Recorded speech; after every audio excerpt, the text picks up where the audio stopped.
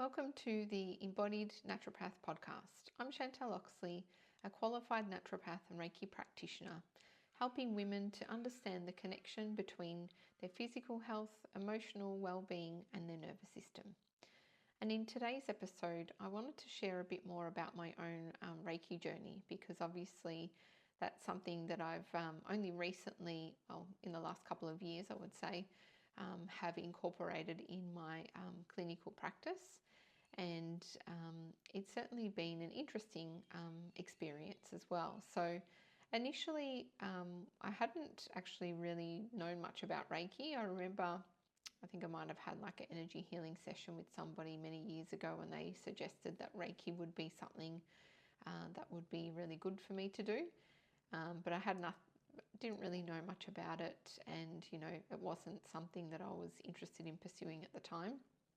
It was like probably 4 or 5 years ago. And then all of a sudden, I was watching somebody on an Instagram live in Italy, a guy that's talking about family constellation and how he started his, I guess, spiritual journey with Reiki. So I was like, oh, okay, interesting. I had a chat to somebody else that was another naturopath that was also doing Reiki. And she's like, oh, yeah, it's something that's, pretty interesting. So I thought, okay, I'll look into it. So I had a quick look and I was like, okay, but I just sort of forgot about it and put it to the side. Then a friend of mine was considering what they wanted to do with their career, because they felt like they were a bit of a crossroads and wanted to mix it up a little bit.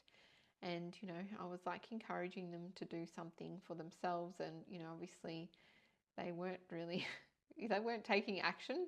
And I kind of reflected upon myself and like, what's this teaching me? Because I'm getting frustrated about this person not taking action for themselves. But maybe this could be something that I can look at. And I'm like, okay, well, what is it that I wanted to explore? And then I remembered about the Reiki that was suggested to me a few years prior to that. And so I was like, all right, well, I'll have a look. And I kid you not, that was that night after I saw my friend that I was Googling Reiki and stumbled across who my current Reiki master is now, across her website on the Google search. It wasn't number one, but I was drawn to her link and had a look at her website and her social media, and I was like, this person really resonates with me. I really like the vibe that she's showing. So I decided to book in for level 1 Reiki, and that was probably another month or two after the booking. So I went along, and it was really interesting learning about Reiki, learning about the Japanese origin with Asui, and it about how it originated many years ago, and how it was all about energy healing, but holding that space and allowing that energy to do what it needs to do.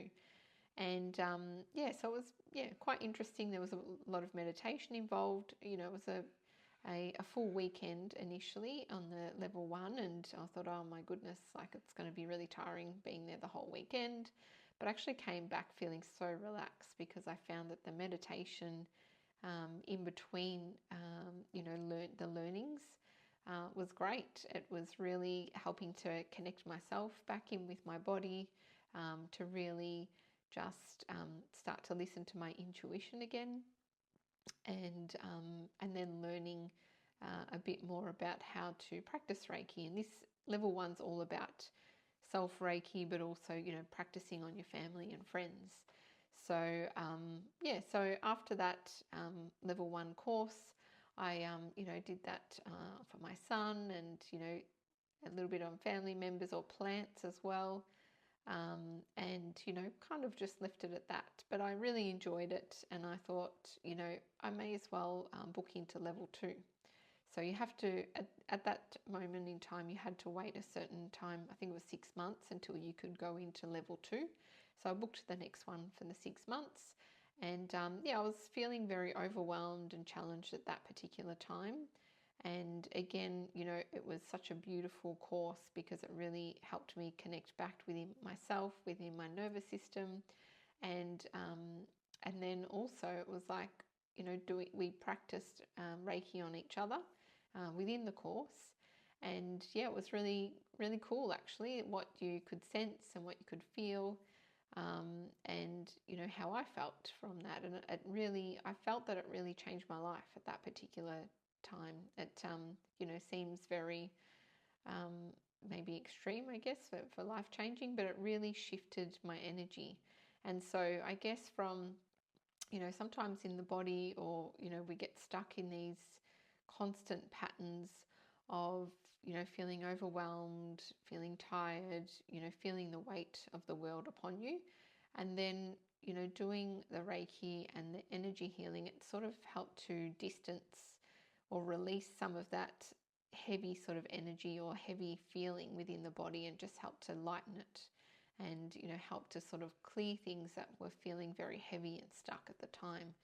And yeah, it was really amazing. And then I thought, well, this is something that I'd really like to offer. I had taken a break from excuse me, naturopathic practice at the time, because I was working full time, and I just didn't have the space or capacity to offer anything at that particular time. So because practicing and working with other people and their own health issues and emotions that come with that as well can be quite heavy and draining, and I just wasn't at that level where I could do that.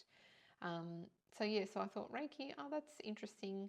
It's just holding that session and having a chat with that person, and let them on their way. There wasn't any extra sort of work, I guess, to do in a sense. So I thought, I've already got my insurance, my first aid. Why don't I start practicing Reiki?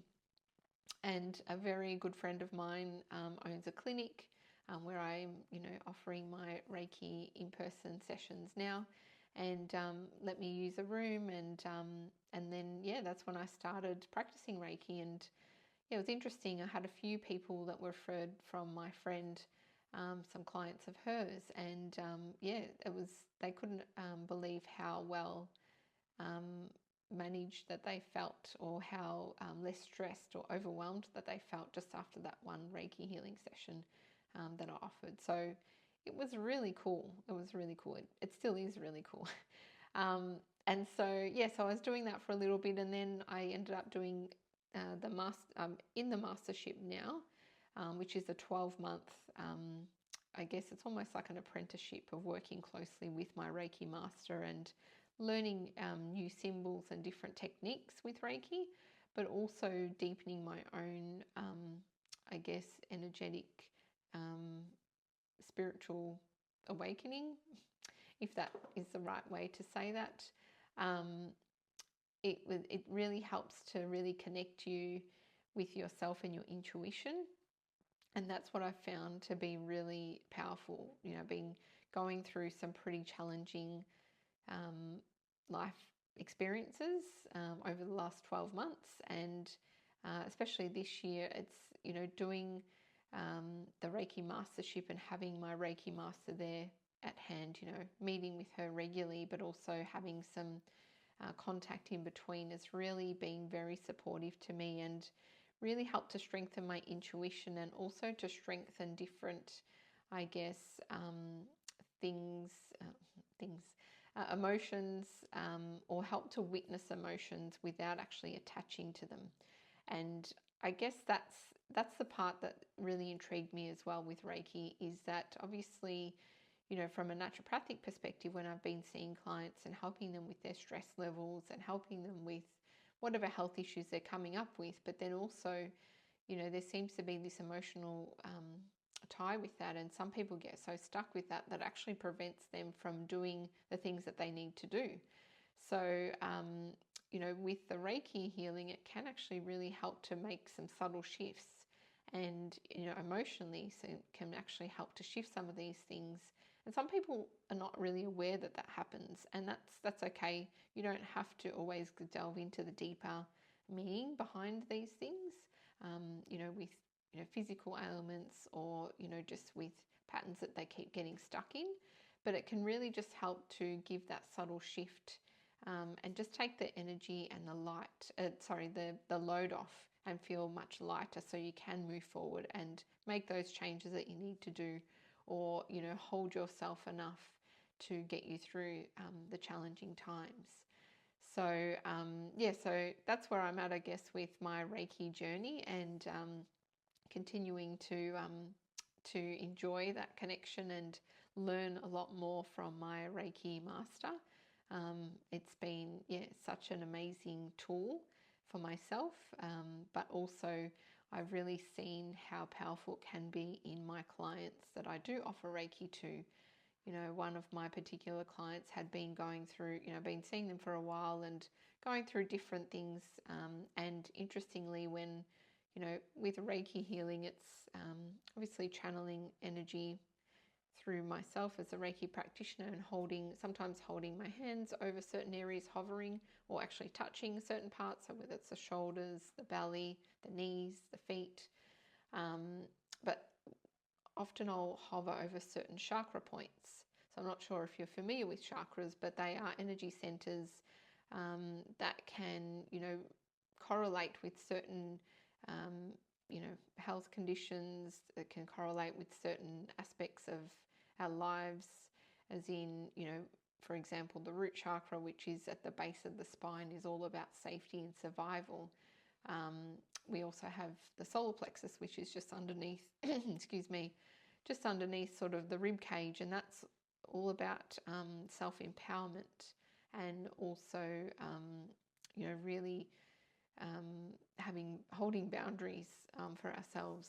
And we've even got, the throat chakra, and it's all about expressing ourselves. So all of these different areas, and the reason I'm talking a bit more about those areas is because during the Reiki healing sessions, sometimes I'll be hovering over those particular areas, and there may be more of a sensation that I may feel, or there may be something that drops into my mind intuitively, and that's something that I share with my Reiki clients at the end of the session. So sometimes, there may be a bit of self-worth coming up, and it's like you need to speak up for yourself a bit more, or not allow other people to take advantage of you.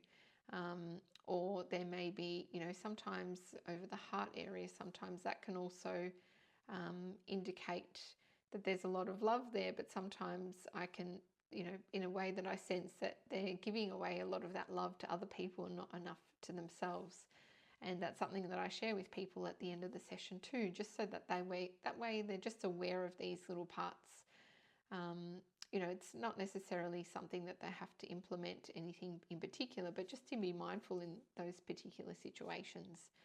So, so that's how I utilize Reiki, and, I've seen some great transformations with that as well. And some people just want to come to experience Reiki just to feel relaxed and in the moment, and just feel a nice sense of peace and calmness. And, and that's fine too. It really can help to just get you back in your body a little bit more, and just allow some subtle shifts to occur. So, so that is a bit about what I do with people when they come to see me for Reiki, whether that's in person or online.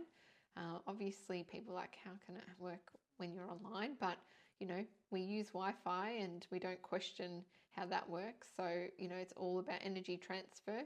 So it's the same kind of deal, I guess, in that sense. So so that's pretty much my Reiki journey story, how I got into Reiki, and how it does actually help with things that you're dealing with in your life, and even if it's just simple as increasing your intuition and listening to your body, because often we sometimes have physical signs that actually can stop us in the physical body, but it can actually come from an emotional side of things. So sometimes, this, a particular client that's had issues with their foot, and particularly their right foot, and they've been in a situation where they feel stuck, they can't move forward, and often the right foot is about the future and moving forward, and obviously walking is all about moving forward. So there's been a little bit of work on, and allowing themselves that time to reflect, and even though they may feel stuck, it's about what they can do for themselves now. And it's more, for that particular person's being a bit more about nurturing themselves and not trying to get ahead of themselves without, so perhaps it's preventing, the body's actually listening, going, you're not going to keep going because you're going to burn yourself out. So it's just those subtle things that can come up, which is, it's really cool. I really like that side of it too, because, I can, tie that in when I'm offering a Reiki and a naturopathic session together, which, it's something that gels well together because it's working on some of the emotional side of things or the energy side of things, as well as the physical side of things with diet and nutrition and supplementation and herbal medicine as well. So that's how I like to combine all of them as well. Thank you so much for listening to me talk about my Reiki journey. It's something that I'm really passionate about and excited with working with people, but also, utilising it for myself. And I hope this has helped to give you a bit of an understanding of, a bit more about Reiki, but also about how I utilise Reiki as well in my practice. So if you're interested to learn more, I'll put in the show notes. You can go to my website. You can also book in a bit of a discovery call to have a chat about Reiki or any questions that you may have before you feel like you want to book in. And also I do have a beautiful guided meditation, which I'll also pop the link in the show notes. It's a free guided meditation that goes through all of those chakra points and really helps to get you connected back into your body, and of course can also help you to listen to the things that I talk about around those chakra points and how that connects from a physical side of things, but also from an emotional, energetic side as well. So until the next episode, I look forward to seeing you in the next episode.